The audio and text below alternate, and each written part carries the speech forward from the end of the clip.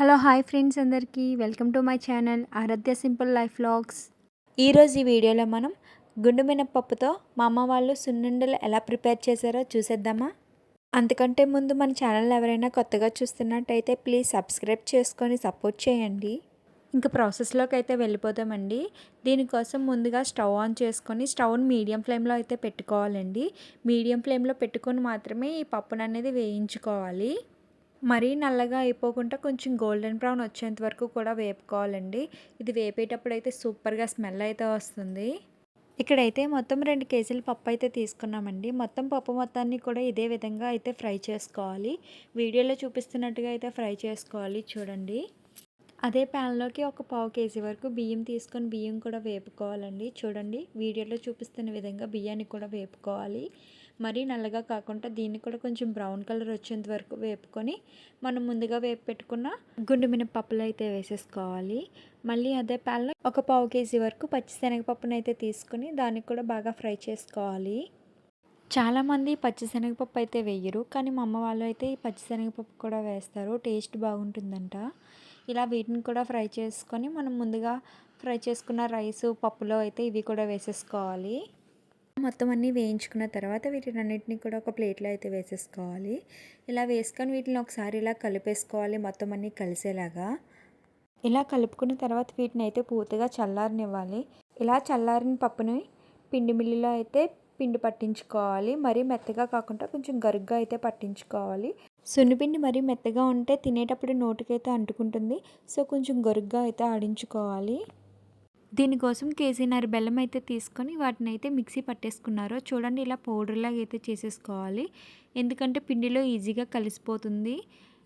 బెల్లం అనేది మనం తినే స్వీట్నెస్ని బట్టి అయితే వేసుకోవచ్చు. ఎక్కువ కావాలంటే ఎక్కువ, తక్కువ కావాలంటే తక్కువ. సున్నుండలు అంటేనే నెయ్యి బెల్లం కదండి. ఈ నెయ్యి అయితే ఇంట్లో నేనే ప్రిపేర్ చేశానండి. ఆ వీడియో కూడా త్వరలోనే పోస్ట్ చేస్తాను. మేము తీసుకున్న క్వాంటిటీకి అర కేజీకి అయితే కొంచెం ఎక్కువే నెయ్యి అయితే యూస్ చేసామండి.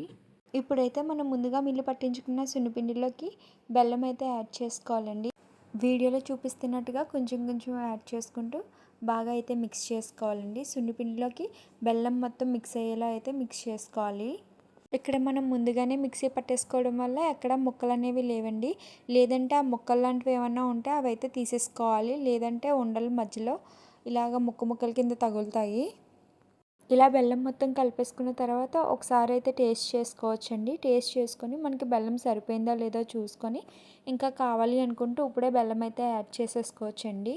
ఇలా బెల్లం మొత్తం కలిపేసుకున్న తర్వాత నెయ్యినైతే ముందుగా మరగబెట్టుకోవాలండి. మరిగిన వేడివేడి నెయ్యినైతే ఈ సున్నిపిండిలో కొంచెం కొంచెం వేసుకుంటూ బాగా కలుపుకోవాలండి. ఎక్కువ క్వాంటిటీలో చేసే వాళ్ళైతే ఈ నెయ్యిలోని కొంచెం ఆయిల్ అలాగే డాల్డాని కూడా వేసి కలుపుకుంటారండి. మేమైతే ఇక్కడ నెయ్యి మాత్రమే యూస్ చేసాము, ఎందుకంటే ఇంట్లో తినడానికి కనుక. ఇక్కడ నెయ్యి అయితే బ్లాక్గా లేదండి, కొంచెం బాగా రెడ్ కలర్లో అయితే ఉంది. వీడియోలో అయితే బ్లాక్గా కనిపిస్తుంది. చూడండి ఇక్కడ నెయ్యి అయితే చాలా వేడివేడిగా ఉంది. అందుకనే ఇక్కడ మా వాళ్ళు అయితే గరిటెతో కలుపుతున్నారు చూడండి. ఇదే ప్రాసెస్ని కావాలంటే షుగర్తో కూడా చేసుకోవచ్చండి. షుగర్తో కన్నా బెల్లంతో అయితేనే బాగుంటుంది. సున్నిపిండిలో బెల్లం నెయ్యి యాడ్ చేసుకున్న తర్వాత బాగా అయితే మిక్స్ చేసుకోవాలండి.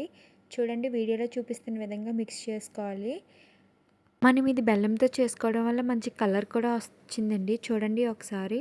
ఇంకా దీన్ని బాగా అయితే మిక్స్ చేస్తున్నారు మా పెద్దమ్మ గారు. అలా మిక్స్ చేస్తూనే అవుతుందో లేదో చూస్తున్నారు. ఒకవేళ కనుక అవ్వకపోతే ఇంకా కొంచెం నెయ్యి అయితే యాడ్ చేసుకోవాలండి.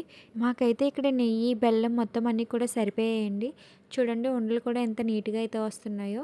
నెయ్యి కరెక్ట్గా కనుక వేసుకుంటే సున్నుండలు అనేవి చాలా బాగుంటాయండి. ఇంకా ఫైనల్గా మనకి నచ్చిన సైజులో అయితే ఉండలు చుట్టుకోవడమేనండి. మా వాళ్ళు అయితే కొంచెం మీడియం సైజులో కొంచెం చిన్నగానే చుడుతున్నారు. ఇలానే మనకి నచ్చిన సైజులో అయితే ఉండలు చుట్టుకోవచ్చండి. చూడండి మొత్తం అన్నీ కూడా చుట్టేశారు. లాస్ట్ది ఇదే ప్రాసెస్లో కనుక చేస్తే సున్నుండలు అనేవి ఎక్కువ రోజులు నిల్వ ఉంటాయండి. అండ్ అలాగే క్రాక్స్ లేకుండా రౌండ్గా కూడా వస్తాయి. పిల్లలు కూడా చాలా ఇష్టంగా తింటారు. మరి ఇంకెందుకండి, మీరు కూడా ట్రై చేసి ఎలా వచ్చిందో కామెంట్ చేయండి. మరిన్ని వీడియోస్ కోసం సబ్స్క్రైబ్ చేసుకోండి. Thank you for watching.